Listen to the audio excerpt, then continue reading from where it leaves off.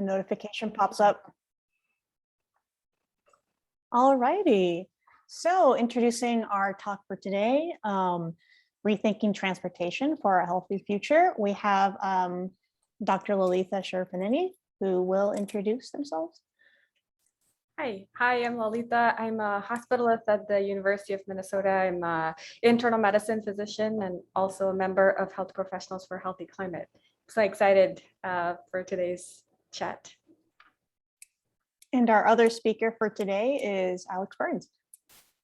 Hi, everyone. It's really great to be with you tonight. My name is Alex Burns. I work at R Streets, Minneapolis, and it's a fairly new role. I'm leading our Rethinking I-94 campaign, which I'll talk about tonight. And I also chair the Land Use and Transportation Committee at the Sierra Club North Star chapter, which is what I've been, the majority of my time, I've been doing this campaign through that. So great to be with you all. Awesome. So we're going to start with looking at the health impacts first. So please take it away.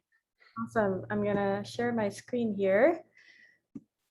And I forgot to share my beverage of choice is water. So water is life. Yeah, I wanted to kind of keep it, I don't have to go into a lot of details. Maybe I'll just share some of the things that would probably provide like a background for, the things that Alex is going to talk about next, but just to put a scope of the problem. So this is from the State of the Air report that American Lung Association puts out every year. So in 2021, we see that more than 4 in 10 Americans still live in places with very unhealthy levels of air pollution. And, to kind of get a little bit deeper into like, what does that unhealthy air really mean and how do we determine that? So we've known about air pollution and its impact since the 1950s. So this is actually from Donora smog in way back in 1950s from Philadelphia, Pennsylvania.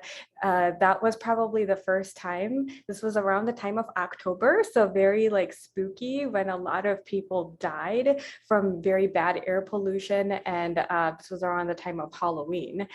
So we've had a lot of data from, just both in time and in place, because there are studies worldwide about air pollution.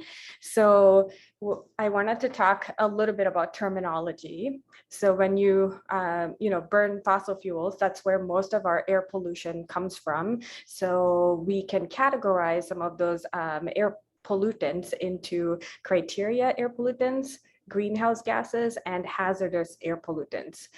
So this is what we commonly hear when we talk about air quality, which is, particulate matter, and that's different sizes, so PM 2.5 and PM 10.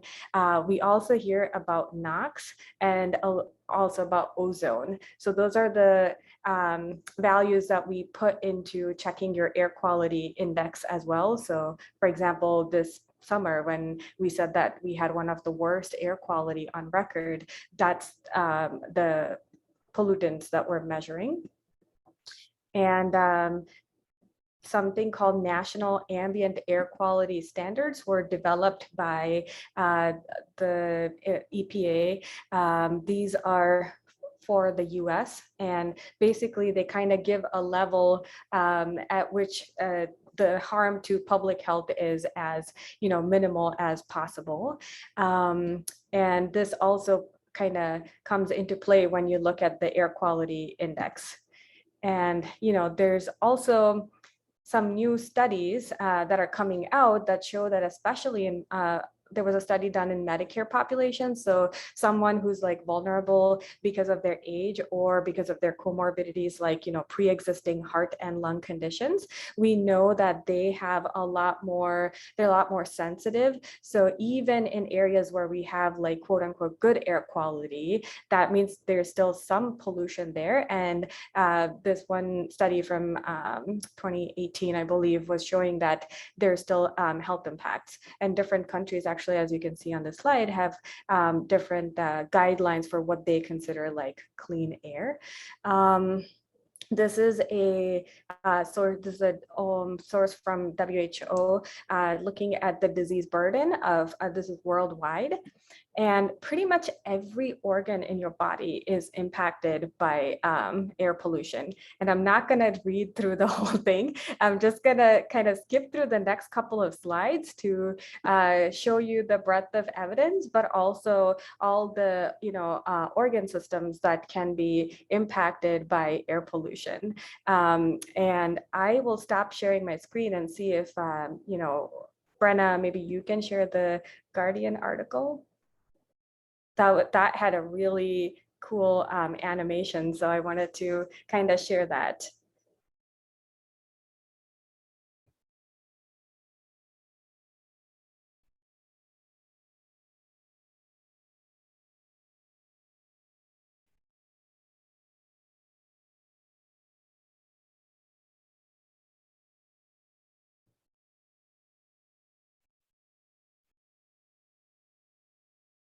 I think if you can scroll down and it has other organs.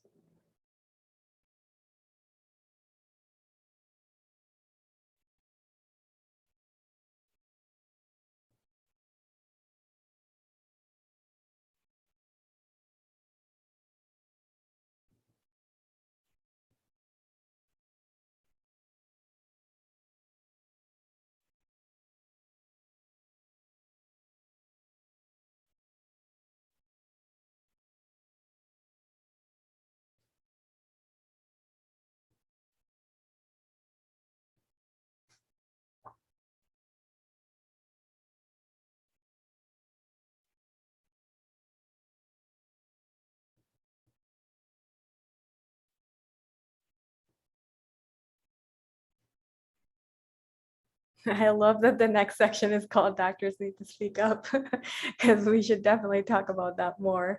But as you can see, there's, one of the main air pollutants that causes all of these problems is your particulate matter, the 2.5, that gets, it's a very, very tiny pollutant that can get into your lungs, cross the kind of what we call the lung blood barrier, and then get into your blood. And, if it goes into the heart, into your brain, it can cause inflammation. And the word cause is probably very significant here, because as we know in medicine, there's very few things that we can actually establish a causal relationship. So for example, you can say with certainty that, cigarette smoke causes lung cancer. So for particulate matter, we do have that type of like causal link that was established by the American Heart Association for cardiovascular mortality. So these days, in addition to vehicular and fossil fuel burning that has traditionally generated this PM 2.5, we unfortunately are also seeing wildfire smoke that is really causing poor air quality, even though it doesn't have to be like you have a wildfire in your state. And I'm gonna go back to my presentation to share one last slide before I turn it over, which is how does air pollution, how does it show up in my kind of like day-to-day work, basically, or all of our work as clinicians and those of us living in areas with poor air quality. So when we think about health impacts, you have this framework you can see in the blue. So you have susceptibility, exposure, and ability to adapt. And I'm pretty sure like we've all like had an education about vulnerability during, COVID as we're living through it. So if you are Sasha, who has asthma and 6 years old, and you're spending your time, you're outdoors, you have susceptibility because of asthma, and then because you live close to air pollution sources or spend a lot of time outdoors, you have increased exposure. And then if you add in the fact that you don't have access to health insurance or a good support network, that's kind of when you're going to see all of these health outcomes. And even though this is a public health issue, air pollution, I think where we can impact change would be through understanding it through the lens of, justice and the lens of health impacts that individuals suffer. Because then if we are able to change the way we adapt and reduce the exposure, that's when we can see improved health outcomes. So Alex, I'm going to turn it to you to tell us how to decrease exposure from car. Awesome. That is the perfect transition. And I am going to share my screen. Now I have slides that I typically run through. So I think this will help provide a visual for getting an understanding of what we're talking about with the Rethinking I-94 project. But I also want to make sure that I know we'll have a discussion at the end, but if any questions come up, or please don't hesitate to take yourself off mute or raise your hand or put something in the chat too, because quite honestly, I'm not a transportation engineer by trade. A lot of this Mndot process and terminology is new to me. So I'm trying to learn this stuff as well. So it's very likely that you might have some questions. So that's totally okay. But yes, thank you all so much for joining again. My name is Alex Burns. I'm here to talk about Mndot's Rethinking I-94 project. So what is Rethinking I-94? Because this is, it almost sounds like a campaign of sorts, not like a Mndot project. And essentially when you hear Rethinking I-94, or if you hear it in the future, what they're talking about is that pavement on the interstate between approximately downtown Minneapolis and St. Paul is nearing the end of its useful life. And this is what happened on 35W. There's only so many times that transportation maintenance people can do what's called a mill and overlay, where they just kind of shave off the top level of the pavement and then put down new pavement. Eventually it has to be fully reconstructed. So I-94 is nearing that timeline where something needs to happen in this corridor. And a few years ago, Mndot named this project Rethinking I-94. So essentially, this project will determine what happens for this freeway corridor through the heart of the Twin Cities. And as far as where we're at with this project, we're just starting to get to the phase where this is becoming a real project. They're working through the environmental review process. They're creating planning documents. And I'll talk more about kind of the immediate timeline and some potential action steps on how you can get involved and help out with this. But it's all to say that my sense is that this is going to be coming to a head very soon, likely at the end of this year into early next year. We're going to start to see like project alternatives and things like that for people to respond to. So I appreciate you all coming out to learn about this today. So to review that, the project area, initially Mndot designated the yellow area as the corridor, and then it's since been refined to the area in between the red dots. So again, roughly downtown to downtown, but it's about 7.5 miles of the freeway that currently is slated to be reconstructed or something else that is to be determined. And this project is really important for a number of reasons. And it's one of the reasons that I've been closely involved with this, previously as a volunteer at the Sierra Club, and now helping to lead this campaign at Our Streets Minneapolis, which is a nonprofit that focuses on improving access to sustainable and accessible transportation. Because for one, like Lolita just outlined, there's major health impacts. Transportation accessibility will be impacted by this, the climate, safety, equity, environmental justice. These are all reasons why this project is critically important. And that importance starts with acknowledging the history of I-94 and this corridor. And I-94, like 35W, like freeways across the country, were primarily routed through low-income communities of color, especially Black communities. And in the Twin Cities, this was the Rondo neighborhood in St. Paul.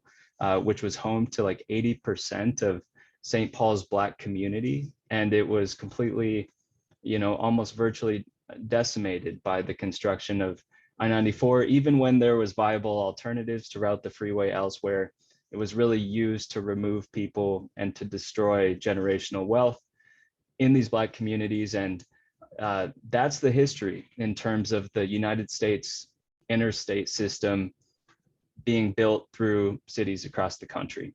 And that, of course, that's not my history to tell, and that's not, I'm more focused on what are the current impacts of that, but it really of that decision. But that history is critical to this conversation because those impacts continue to be felt today.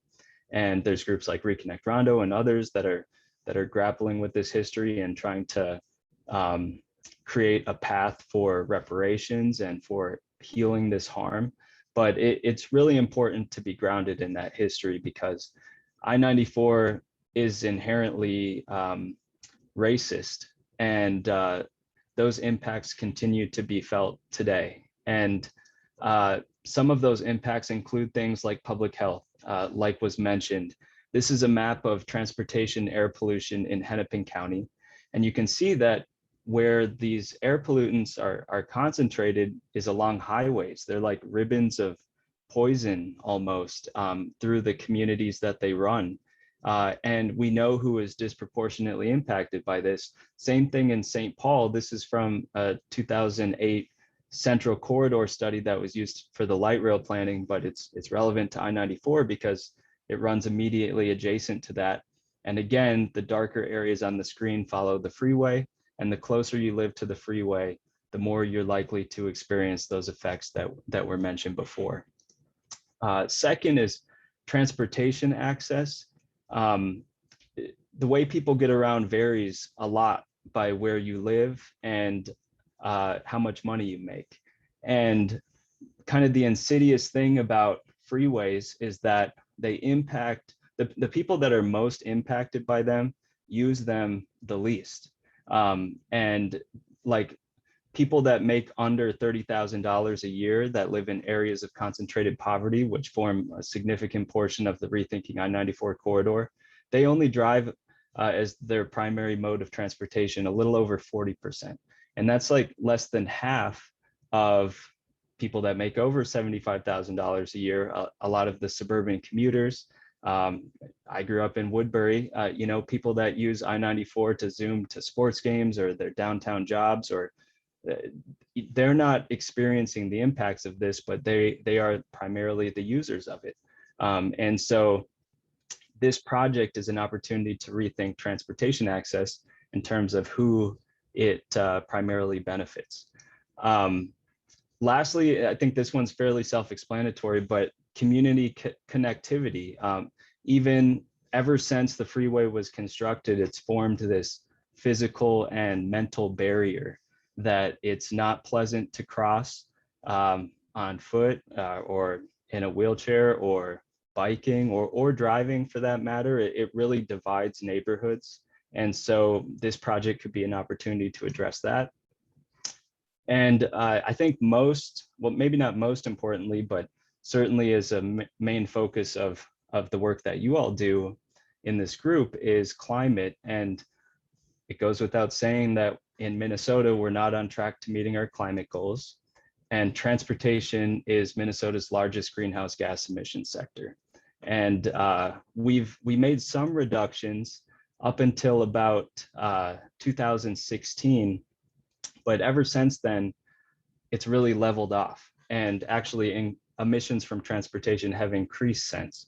So we have a lot to work to do. And sorry, I want to check the chat to make sure I don't miss any questions. Okay. But we have a lot of work to do with this sector. And quite frankly, if we don't figure out transportation's climate problem, we will never reach the goals that we've set.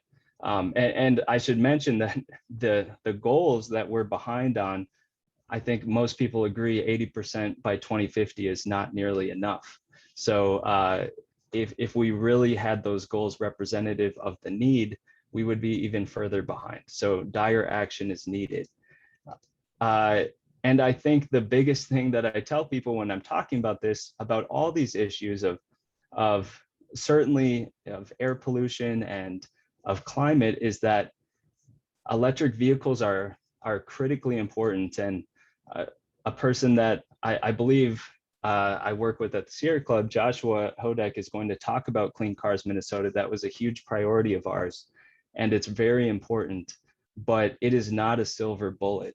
And electric vehicles are not going to save us either from the air pollution problem or the climate problem.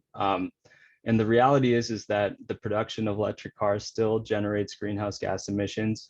And that's in addition to land use development like urban sprawl and things like that. They still produce air pollution through the wear and tear of tires, for example, is a significant generator of PM 2.5. They create noise pollution, again, with those tires. They, the electric Hummer and vehicles like that make streets very unsafe for people walking, biking, rolling, which is the biggest thing that we can do to address the transportation's climate problem. They're expensive, and it's going to take time just to get there, even with this federal infrastructure bill and a major investment in EVs. The average vehicle age in the United States is just over 12 years old. And in Minnesota, only 1% of the cars on the road are electric.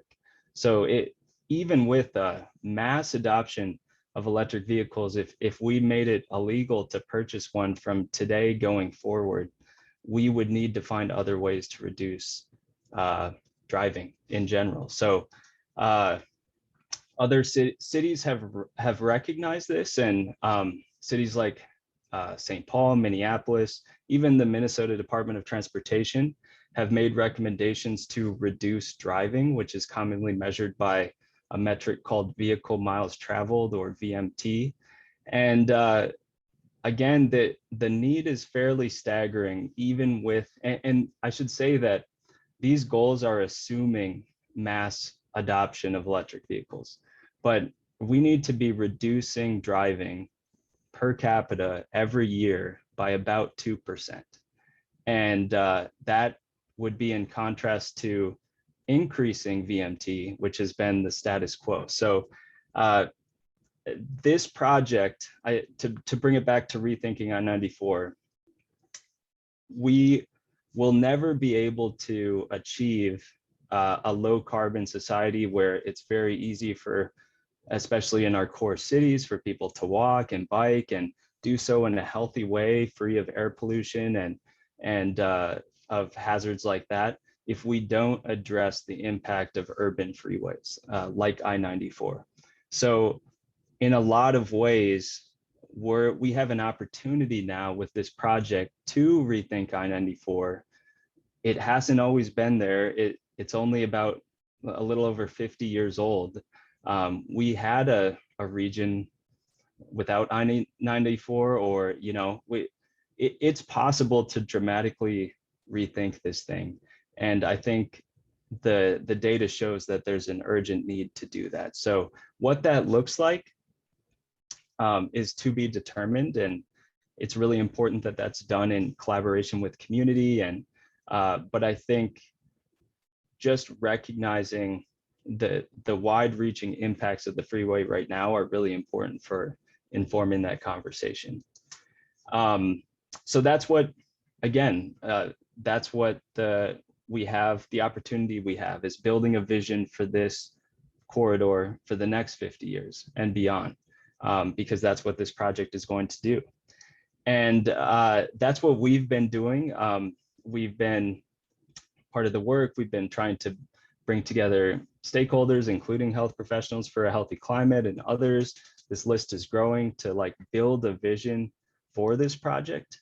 And we believe that this project should take on these challenges head on. We should not be, there's kind of a tendency in transportation planning, I think, to throw hands up in the air and be like, well, you know, our job is just to move people from A to B. Like, sorry, like that's not our responsibility. Well, we know that these impacts are directly a result of the transportation decision-making that we've been doing for decades. So if we want to change those things, we need to take accountability and start doing things differently.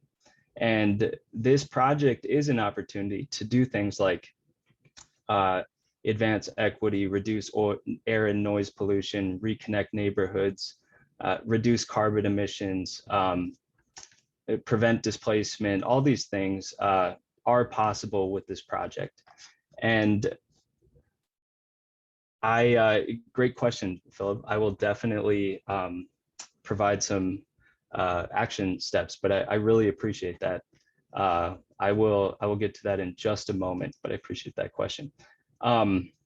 So just briefly, before I talk about kind of where this project is, I think it's interesting always to take a broad global view of what has rethinking freeway projects and things looked like in other cities across the world and even in the United States. So I have a few examples here of cities that are doing this. And again, this is not a proposal for Rethinking I-94. That is to be determined. More so, I think it's a way to like shift the Overton window of like what people perceive as being possible, because a lot of times with things, with everything, but especially with things like transportation and with highways, it's difficult to break outside of the status quo and imagine a different reality. And so I think it's helpful just to see images and examples of what other cities have done. So if you've ever been to Seoul, South Korea, which I have not, I wish I could, but they did this in the early 2000s. They had an expressway that carried traffic similar to what I-94 carries today. And this expressway was built, as you can see, right through the heart of the city.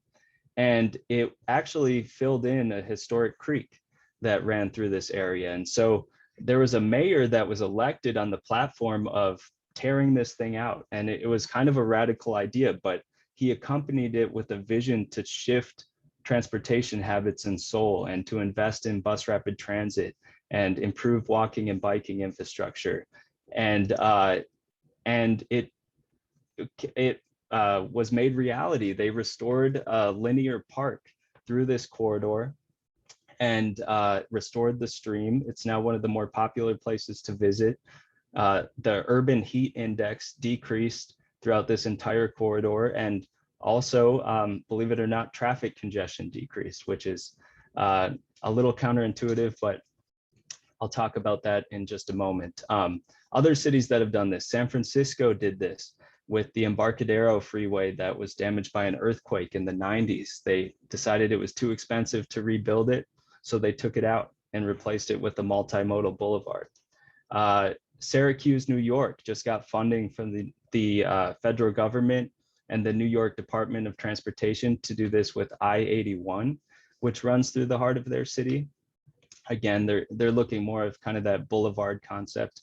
And then even Duluth, there's a group called Duluth Waterfront Collective that's organizing for Rethinking 35, which takes up 20% of the downtown land in Duluth and cuts off many of their poor working class neighborhoods from the waterfront. And they're exploring this boulevard concept as well. So this is possible. And I will say that the alternative, we've also seen what that looks like. And here's an example from Houston, Texas, with the Katy Freeway. And this, in 2011, this was expanded to be 26 lanes wide. This is the largest freeway in North America. It cost $2.8 billion. And 3 years later, congestion was worse than before they did the project. And this, I've had to learn about this. Again, I'm not a transportation person, but from what I have read, and I'll share an article about this that actually just came out. But it's due to a phenomenon called induced demand, which essentially says, like, if you build it, they will come. And it being an expanded freeway, they being drivers. And if it's just very difficult to continue building our way out of congestion because the more you build, the more people drive. Just like the more you invest in transit expansion, the more people ride the bus, or the more you build bike lanes, the more people bike. Same thing. So it's really a question of like, where do we want to invest in? Obviously, people will need to continue to drive into the future, but it's a matter of like, where do we want our priorities to be moving forward for transportation infrastructure? So I think I will pause there, and then I can talk about kind of the things we've been doing in response to this. But I would be curious if anyone has questions about the project or yeah, anything else that was discussed.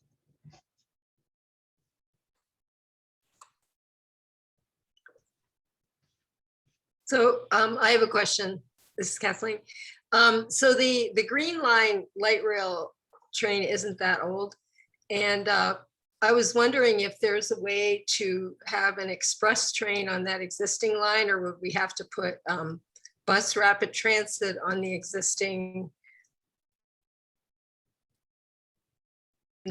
You might not know the answer, but I'm just thinking about like people still need to get from point A to point B. And if we could make the Green Line faster, that would be helpful.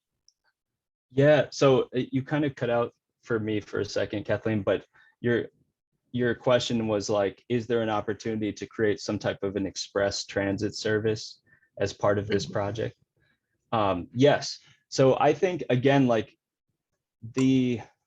I'm hoping that everyone on this call, everyone collectively in this region can be a part of imagining like what the solution or what this project becomes. But and that's one of the things I think we're hopeful to do in the future, is like put some ideas out, like images, for example, of like what I-94 could become, because in so many ways, like an image is more powerful than the best written essay in terms of helping people see what's possible. But I'm glad you brought that up, actually, because I think that will be part of it. Like we could do bus rapid transit down the middle of I-94 with those inline stations that would serve the major destinations. And the Green Line was never designed to be express like downtown to downtown service. Anyone that's ever taken it knows it takes quite a while, and that's okay. It serves a lot of people, and it's really good at serving folks along the neighborhood. But this project could be an opportunity, at the very least, to do something like that, where we could bring new transit service to the people that live along the corridor and to the people that need to get back and forth from downtown to downtown. That's a great question.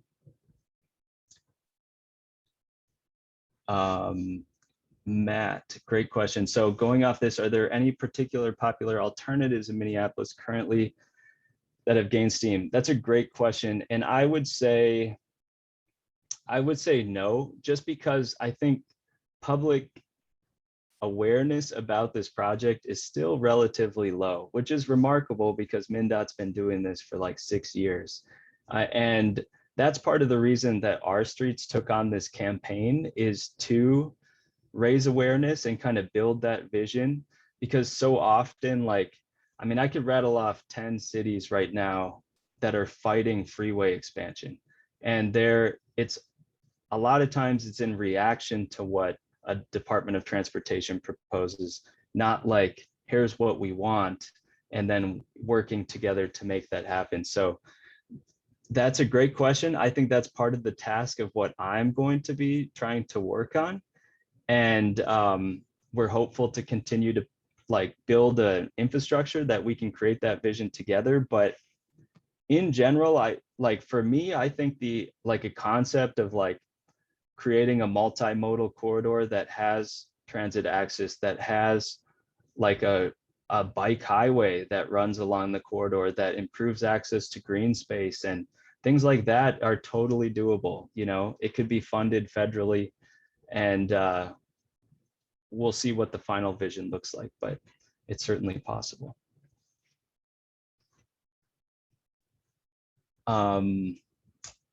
Allison had, do we know if there's, okay, that's a great question.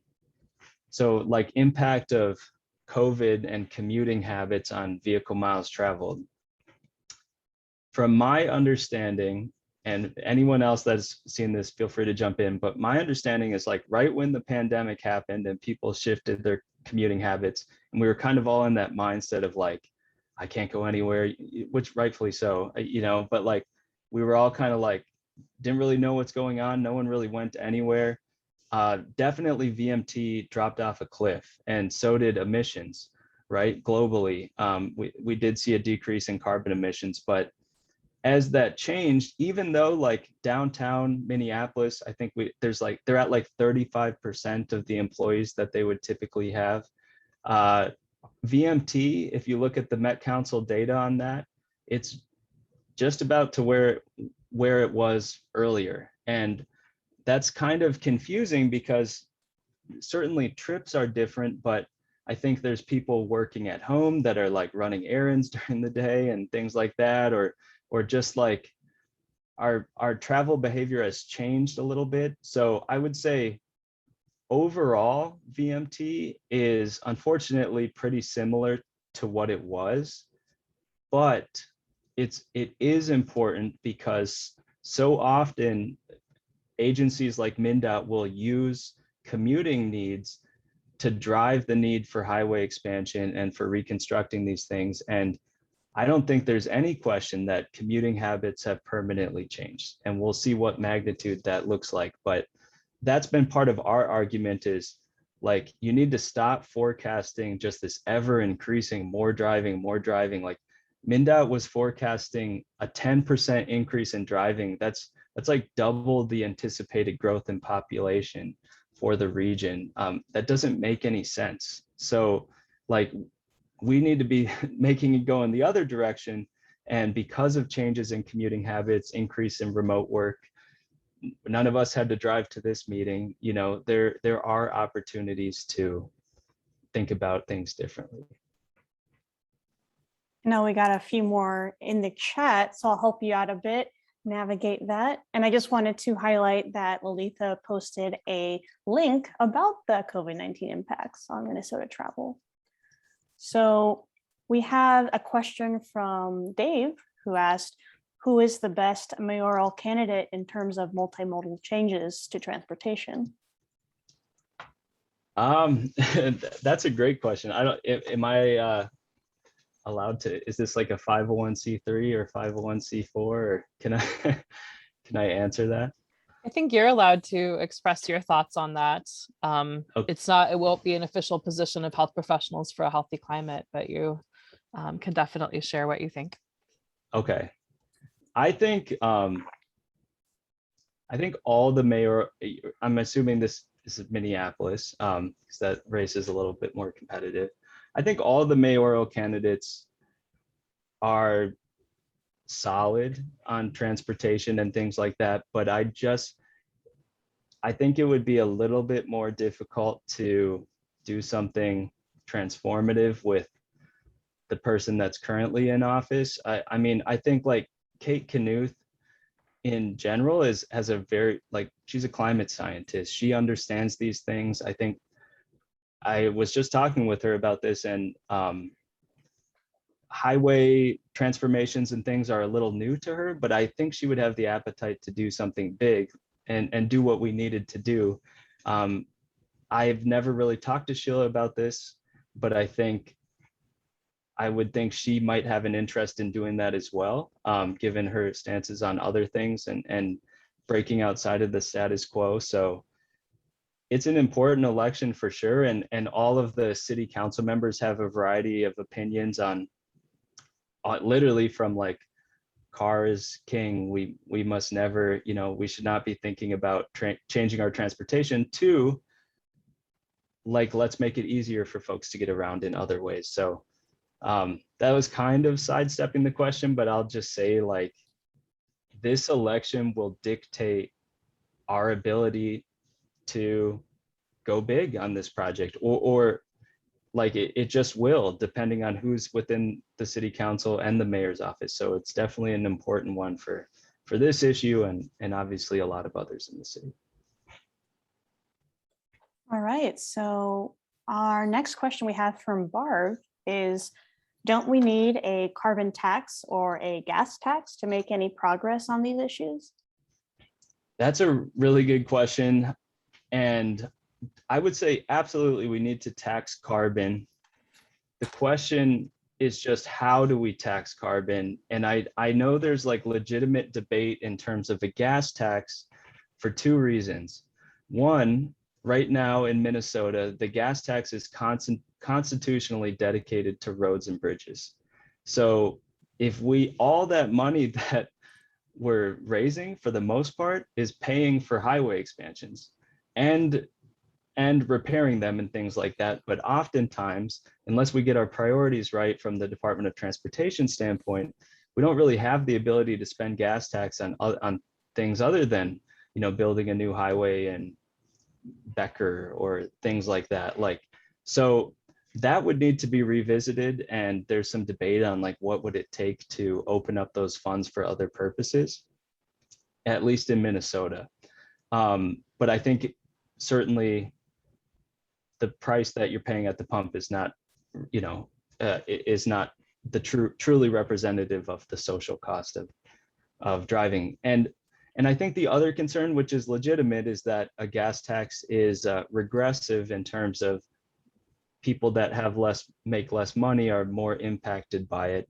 And people that have more money, they don't really worry about a gas tax as much because they have more to spend. So there are ways around that. And I've seen, I think the final concern is just like, if this is more from like funding transportation, but we have the amount of funds in general to spend on transportation things is decreasing every year because people are using less gasoline. So at some point we're going to have to shift how we tax driving. So there's been talk of doing a VMT tax where you get taxed on how much you drive. That would include electric vehicles and things like that. But obviously it doesn't provide the benefit of like incentivizing not using gasoline. So I think that's, again, a very long answer. I think yes on the carbon tax. I think the gas tax debate, at least in my mind, is still up in the air, but it's one we need to figure out really soon. All right, so our next question is from Matt, which reads, do you know where Minnesota State Legislature stands on this issue? Any bills in the works for more sustainable I-94 alternatives or any legislators pushing for this? Yeah, that's a great question because, and that will be one of my asks, is legislators are, at the end of the day, you know, legislators and the governor will have the final say on this. And cities have been fairly united on their stance for this. There was unanimous resolutions passed in the city of St. Paul and in Minneapolis saying that we will not accept an expansion of the freeway. We will not accept a reconstruction of the freeway in its current form. They didn't really say like specifically, here's what we want, but it was very clear, like, you need to do things differently. This is harming our community and we're calling on you to do things differently. But the legislature will have the final say because unless Mndot chooses to expand the right of way, that triggers a clause called municipal consent, where the city would need to sign off on it. That's their greatest leverage that they have. So we don't foresee that as happening. I think it will be a legislative issue because they're going to have to be the ones that fund this thing, and it's unfunded right now. So there are maybe not a specific bill, but like last session, for example, Representative Hornstein, who chairs the House Transportation Committee, introduced what was called the Sustainable Transportation Act, which put a 20% statewide vehicle miles traveled goal into law. And it also did things like requiring Mndot to fix their highways before they expanded them, prioritize other modes of transportation before they expanded them. And that would have direct impacts on a project like this. So we're really hopeful to start having meetings with legislators, to start having in-district meetings where constituents can talk with their legislators about their interest in doing something different with this project. And it's a little overwhelming to think of the work that lies ahead, but that's going to be critical for the success. All right. I have a So it question. doesn't appear. Oh, I'm sorry, it was too complicated for me to write it down, Alex. I'm just curious. So, we've been talking about like moving people from point A to point B, which is not what happens with like highways, right? You're moving cars from point A to point B. And if you're lucky enough to own a car, person also moves. I'm curious, with highways, there's clear benefits to car industry, gasoline industry, and it's like a very, system that someone can promote and drive. So instead, if we want like public transportation, who will be our allies if we're trying to promote that system, and where has it been done well? Because money and politics often do get into the ultimate reality of like what happens, despite all the science and the evidence that we have. So I'm curious your take on that. Yeah, that's a great question. I think so. In terms of who, I think it has the opportunity to be a broad coalition, because a lot, like you said, a lot of the pressure that goes into, like it's known as like the asphalt lobby, like building roads and bridges and just building things in general, right? There's a big pressure to do that because they represent billions of dollars in contracts every year. And a lot of those are good union jobs, like, and they're supporting like the type of living wages that we want to see. But those could very well be invested into different types of infrastructure, like more restorative, transit-oriented, multimodal transportation systems as well. So I think the problem is traditionally it's kind of been like an all the above approach, and not just, it's kind of like an all the above approach to energy generation. Like if we're just going into the energy problem, climate problem being like, we want coal and natural gas, or fossil gas, trying to not say that as much, fossil gas and wind and solar and all these things together, that's much less effective as prioritizing really what we want our system to look like. So I'll say like we need to shift the way that we're prioritizing those types of investments and jobs. And then the climate reality needs to be front and center, knowing that we can't just electrify our way out of this problem. We need to reduce driving. And then I think also, and this is difficult because the people that are most impacted by freeways tend to be just marginalized communities in general that have a minimal say in the political process. But those are like, in this campaign, those are the voices we really want to center, the people that go to school next to a freeway and have to send their kids to that, the people that don't own a car, but somehow need to get to their health appointments and their grocery store and things like that. Like, I think putting those people front and center will bring the type of change that we need to see. But that's a really good question. I don't know if I answered that specifically. I didn't have an answer for that, so I asked you. It's not fair to no, but I agree with you that it's like people power.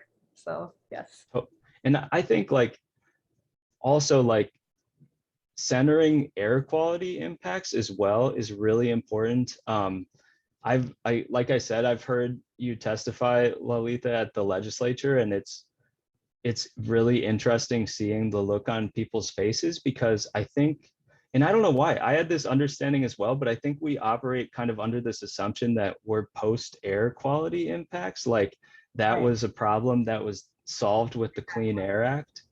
And it's just kind of like this silent, like, no, I don't know, like, are there death certificates that are signed by like cause of death, freeway air pollution? Like it's difficult for people to compute that this is impacting me and my loved ones and my neighbors, like, and reminding them of that this is like this silent killer that impacts everything from like your cognitive ability to, your long-term health. Like, I think that's powerful too.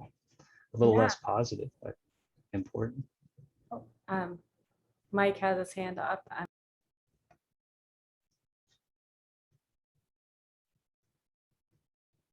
Okay, so both Mike and I have a question, but Alex, I just would like to focus efforts around just the powerful, powerful vision of how clean the air was in the Twin Cities during the pandemic, the height of the pandemic, and nothing moving. It was like everybody was talking about it. And I don't know if anybody took pictures or if there's any way that we can bring that back to mind, but it really had an effect on a lot of people. It was really, really amazing. And then the quiet. I just think we also need to focus on how noisy our environment is with all these vehicles, and what a better world we'd have without all that stuff. That's my comment. That's spot on, Kathy. I totally agree. I'm glad you brought that up, because that, yeah, I should really add that, I think, to the presentation, because we saw images all across the world, right, of like places that like Los Angeles comes to mind, and like seeing like the mountains in the background of the skyline. Like folks had never seen that before, and that became possible because people were driving less, mostly. And so I totally agree, and I made a note of that because I think that'll be important in the campaign. And then to your point about the noise, I totally agree.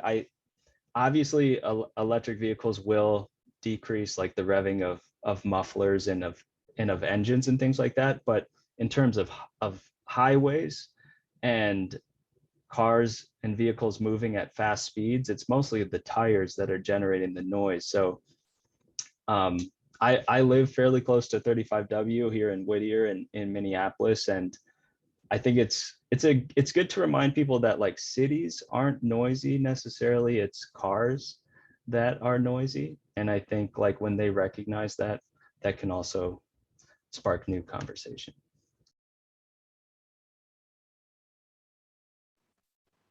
All right. It seems like that is the last question. Of course, if you have more questions, feel free to type them in the chat or raise your hand using the reaction button, like so.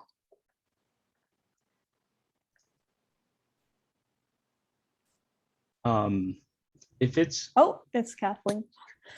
oh, go ahead, Kathleen. Yeah, and then I was gonna maybe talk about the action steps. Okay, I'm going to turn my video off because my internet is weird. But I just wanted to, you put that picture of the big Hummer up, and we're electrifying vehicles, and we're working on a campaign for medium duty and large vehicles, and we need to change the culture of everybody needs a big ass vehicle. Like I can see if you live in a rural area and you need a pickup truck, but American culture is like the bigger, the better. So I don't know how we can change that. I just thought I'd comment. I agree. And I don't tell anyone, but my parents drive a Suburban, and I've been trying to talk to them about like, you don't need this thing. We've all left the house. Like you're not hauling around 4 kids anymore. I don't understand it, but yes, I totally agree. It's not needed. And the crazy thing about it is like, that electric Hummer, or just Hummers in general, F-150, that's classified as a light duty vehicle, not medium or heavy duty. And so, yeah, the way that we allocate space to cars, that's really impacted by the size of vehicles.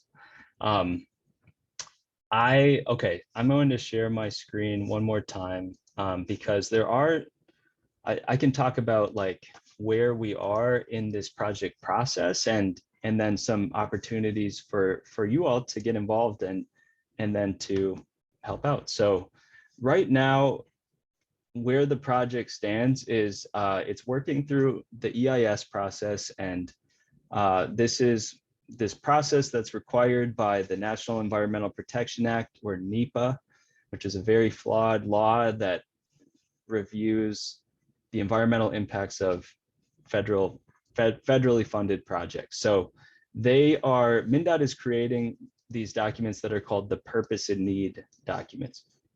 And these documents are online, or at least summaries of them, and I'll share that link. But what these documents determine are the goals for the project, where the project will occur, which is known as the logical termini.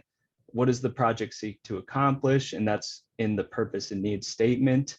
And then what measures will be used to determine the effectiveness, or like to evaluate the different criteria. So what measures will they compare expansion of one lane versus an expansion of 2 lanes versus a transit boulevard, etc. So these are the things that are being determined right now. And we anticipate that there was just a meeting this week where we learned that we might see initial project alternatives from Mndot. These are not finalized, but before the end of this year. But certainly sometime early next year is when that will happen. So we've been working on a sign-on letter that we are gathering signatures from organizations around the region to submit to Mndot in advance of these documents, asking for them to change their priorities because they will determine how these project alternatives are created and evaluated. So the take-home message is like, now is the time to push for better documents and better alternatives, because it just be like the NEPA and the Mndot planning process, it's been described to me as like a funnel. They start very wide, but as it keeps going to each next step, they narrow in on their final project option, and it becomes more difficult to really change the outcome if it's not going in the right direction. And right now, this is from the Mndot website. These are the current priorities for Rethinking I-94. And the navy ones are the primary needs. These are the needs that are determining the need for the project. And the secondary needs are things that they will seek to accomplish, but they're not driving the need for the project. So mobility is a primary need. They've primarily defined mobility as mobility of cars through the corridor, retaining wall condition, bridge conditions, road conditions, and safety, which is nice, but again, it all depends, like the devil's in the details. They've defined safety primarily as the total, reducing the total number of crashes, and 75% of the crashes that happen on I-94 are property damage only that occur during rush hour traffic. So there's an argument, and state departments of transportation have done this before, where they argue that they're improving safety by expanding a freeway because they're reducing congestion, which is the source of most of the crashes. So that's one of the things we've been asking for, is they should not be defining safety as the total number of crashes. They should be defining safety as safety for all users, prioritizing a reduction in serious injuries and deaths, and including safety for people that are walking and biking and rolling, and people that are just honestly too afraid to do it right now. So they don't show up in the injuries because there's no way they're going to be caught dead trying to bike over the freeway, because it's way too dangerous. So these are the needs as they stand right now. And a lot of the things we had talked about earlier are completely missing from these documents. So that is a big problem in terms of the way Mndot is looking at this process. So the concerns summarized are that they focus too narrowly on the existing roadway. They prioritize traffic over everything else. And what Mndot has said is that, well, we recognize that. We recognize that there's other impacts. We've created this livability framework, which is a separate lens that they are creating to evaluate alternatives. And those will account for things like climate and air quality and connectivity and things like that.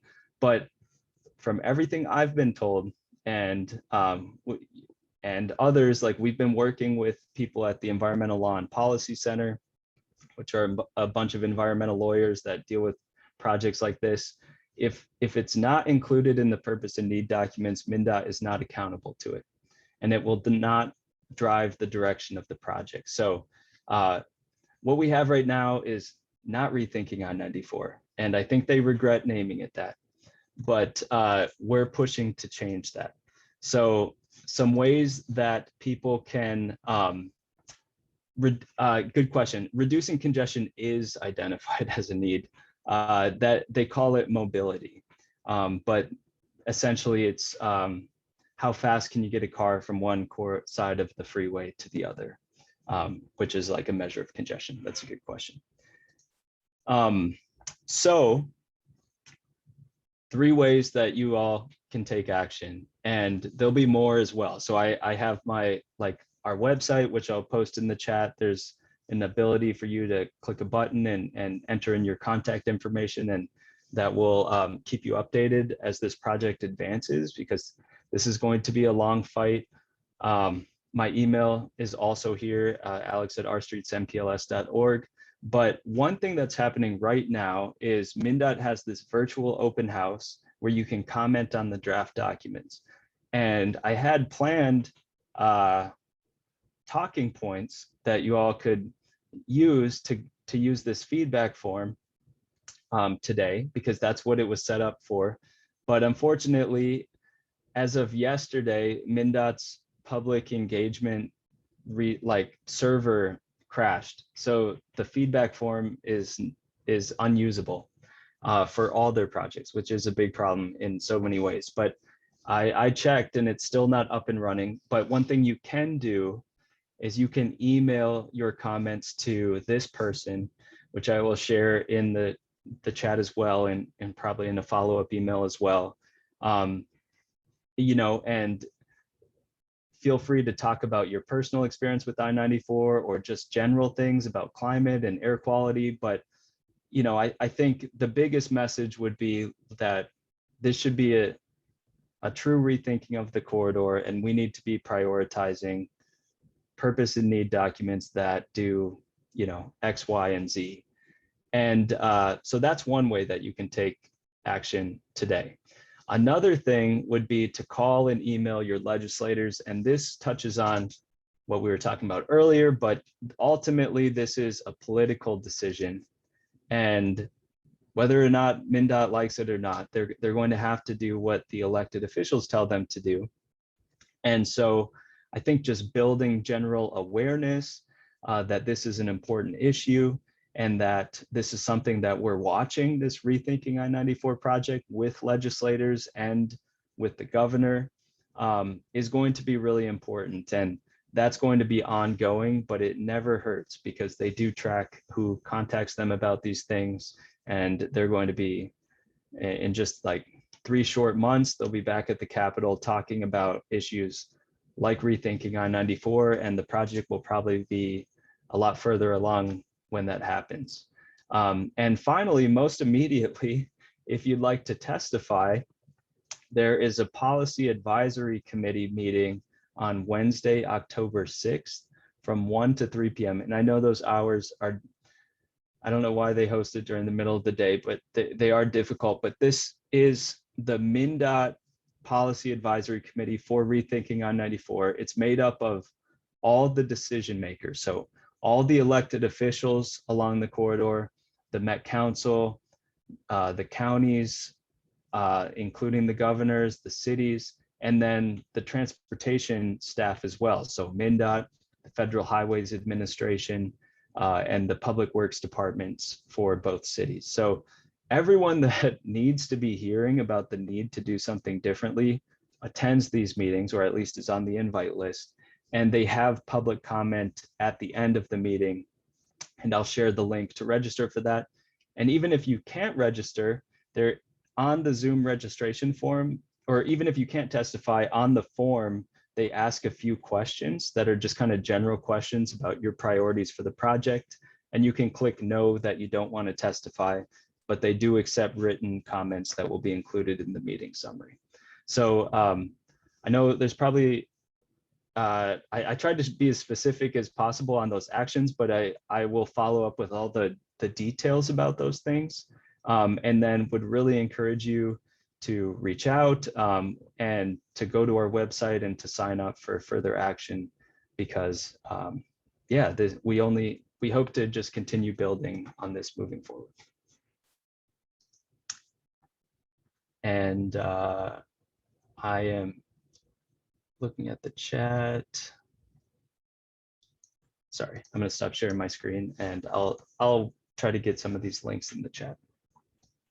And any other questions, would be happy to take those too. All righty. I don't know, Matt, if you want to briefly describe the article you shared. Sure. Yeah. Sorry to just drop a massive novel into the chat. But this is something that's been going on the city level in Minneapolis for just quite a long time. And honestly, I mean, the article explains it better than I can. But yeah, essentially, there's been this years-long effort to turn this abandoned building off of 55, which is another perfect example of a highway that was built just right along a low-income community. This was, the indigenous community within Minneapolis. Little Earth community is right there. Yeah, I just put it out there because, with the upcoming, election in November, all of these issues are happening on a city level as well. And so I think it's just important to be looking at who is actually representing our wards and what their voting records are for other issues regarding air quality, regarding climate justice and racial justice, and how it all fits together. So yeah, definitely recommend just opening up that article if you're interested. And yeah, looking at who is representing you if you live in the city of Minneapolis or St. Paul. Awesome, thank you. Mike and Kathy?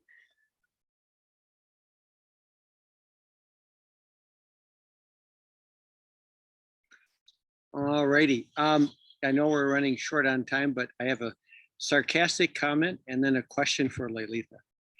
How are our greater Minnesota representatives and senators going to get to the state capitol to give their no vote on green energy and transportation issues if we turn I-94 into a corridor for bikes? And Matt or Alex, you don't have to respond to that. Alec or Lolita,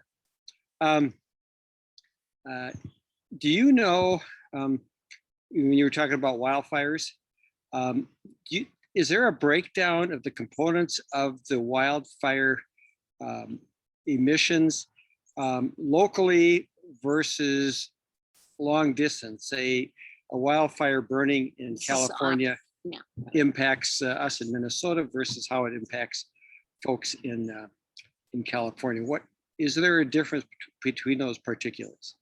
Yeah, that is a really good question. So if I'm just making sure I understand you correctly, so you're saying if there's like a wildfire in Minnesota versus smoke that's carried over, or? No, let's just say a big wildfire in California has a certain component of emissions.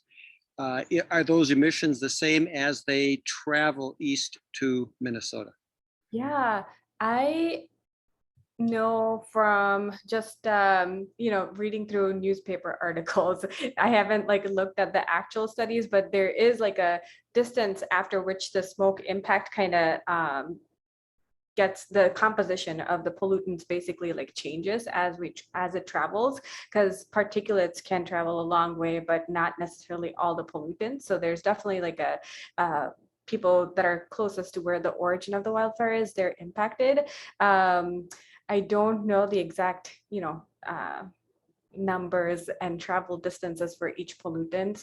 I do know that the composition of the wildfire smoke itself is very different from, when we talk about air quality. That's the emerging area of research that so far everything we know about air quality just comes from burning fossil fuels, and that's what we call like ambient air pollution.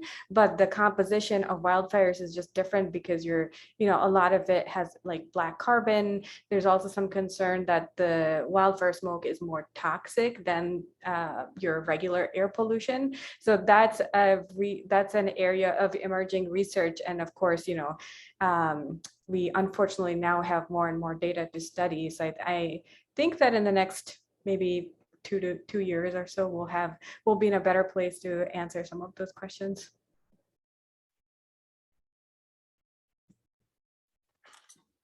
All righty. I was just going to add probably to your question, Mike, is, from my background in environmental health science and studying like contaminants, like all of the impacts of those things are still like the research is emerging, and so there's a lot of things in any component of when something is combusted and volatilized. That first you have to know what was actually there that was volatilized, and so there's a lot of moving parts and really understanding that, but hopefully we will have more information as time goes on. Although on the other hand, it would be better if we didn't, because we have to learn more because forest fires are becoming more common, right? And Yep. It would be better if that weren't the case and it wasn't an area in which we had to invest more time in research, but it is. So I just wanted to also add this website. This is from the PCA, the MPCA. If you go to the data and tools and kind of scroll down to air pollutant emissions, they have one section that's called statewide and county air emissions. So that's where you would find like all the different sources in the state. And the last one I can see is from 2017 or 2019, depending on what I'm looking at, but they do count wildfire smoke, NOx coming from that, or PM 2.5. So that's definitely a source of data. Awesome. I just wanted to say that I'm currently making a little Word document with all of our links in it. Oh, here's another link. So that we can send this out to people who had to miss this meeting, or if you need a little refresher, because these are quite a few really amazing resources. Yeah, and I just want to flag an earlier comment, which I think is a great one. And like, these documents in many ways are like inaccessible. They're very complicated, and I know it's really helpful just to have like, what are these documents? What do they do? What are some suggested comments? And I'm working on that right now, and we're really, honestly, we're waiting for that feedback form to get fixed before we post it. But as soon as that happens, that will be live on our website. And that's something that I can share with Toya to include in that email. yeah, awesome. Thanks so much, Alex. And that brings me to a question that I had for you that harkens back to a question that Phil had much earlier in the presentation. It looks like he unfortunately had to drop off, but that was kind of how specifically can HPHC help to support this work. And so you've kind of been giving us information on how any individual can be involved, but would it also be helpful for us organizationally to send comments through this same, system or platform, or to testify at this hearing? Or, is there something that organizational power might have more influence than just individuals? Or is it better for us to try to help to augment that message, to send out an action alert to our members so that you have like more individual numbers responding to this? That's a great question. Yeah, and I appreciate you reminding me of Phil's question. I would say, honestly, all the above. I think like it's really valuable to get, it's like organizational comments have significant value, and individual comments, it just kind of depends on who the audience is, and we need both. So we've been organizing this coalition letter to sign on with all these organizations, and I know like that's something that HPHC may be considering. And then also these individual testimonies really matter and people listen to that, especially like elected officials, when someone comes on and they're like, because they're not used to having people testify at these meetings. I can definitely tell you that. So we've had people testifying at every month, and they're paying attention because of that. So, and then these comment deadlines, things like that, those are also important because they legally have to document all the comments that are submitted as part of this process and respond to it. So I would say, first of all, thank you again for having me here. And I will definitely follow up with more ways that HPHC can help, because I think you all could play like a really meaningful role in all of this.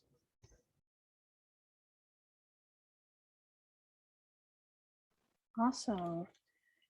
And let's see here. Sorry, I'm just finishing my little links Word document there. Oh, thank you, Kathy and Mike. Yeah. Shoot, I was going to say something. I completely forgot. Can I say something? I put this in the chat, but it seems like for clean cars, the MPCA had this very clear stakeholder process. This seems like, okay, we have a plan, and then we want you to comment on a short period of time. It doesn't seem very inclusive, this process, unless I'm missing something. For Rethinking I-94, yeah, it's. I agree, and I think, again, like, well, this project predates my involvement in it by, like, it was really like a 2015, 2016 thing when it first got involved. But, you know, Mndot has commissioned, like, there's a 100+ page summary of their phase 1 engagement on this stuff. And it's really amazing that they have 100 pages to talk about how they've talked to people about this thing, and then no one even knows what this is. So I think a lot of the engagement has taken place like at booths, at events or like surveys that happen online.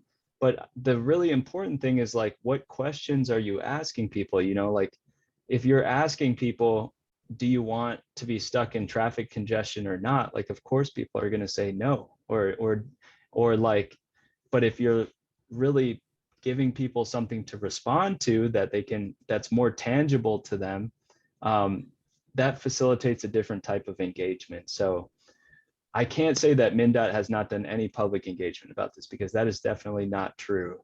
I think our criticism has been the type of engagement that they've been doing, who they've been talking to. And that's one of the things we're pushing. Honestly, it's one of the things that we're just trying to do internally and among all these different organizations, is to build that vision on our own. But yeah, it's a great comment, Kathleen. So I remember my comment now. So essentially, kind of going off of what you've said, is that kind of the lackluster engagement, especially since I went to one of the stakeholder meetings where they talked about their lack of social media approach, essentially being like, oh, well, none of us really know how to use it, so we didn't do it, right? Which is not good as a state org, and I'm sure their singular social media person is bombarded with different things they have to do. But if you have a project, of course, requiring input from people, I think it's pretty irresponsible not to use the primary mode of communication. But outside of that, looking at how we can start to communicate a vision, right? Something more creative and co-created. I'm just even thinking back to that visual that Alex, you gave earlier with the street and like the cute little bus and stuff like that. And maybe even creating our own vision, like getting some communities together and like literally being like, this is what it could like look like, right?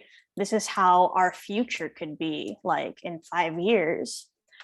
Because right now it seems kind of like, oh, like 2025 is when it will be done being constructed, right?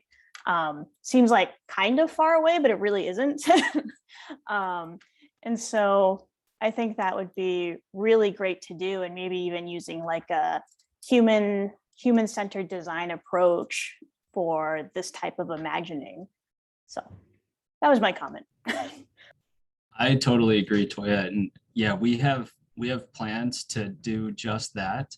And they're in the works right now, but totally. I mean, you know, people need something to respond to, and visuals are, I'm a visual learner. I find it very helpful to see something, and then whether it's a positive or like absolutely not, you know, I don't want to see that. Like that is a much more useful starting place. So we're in the works of trying to create that.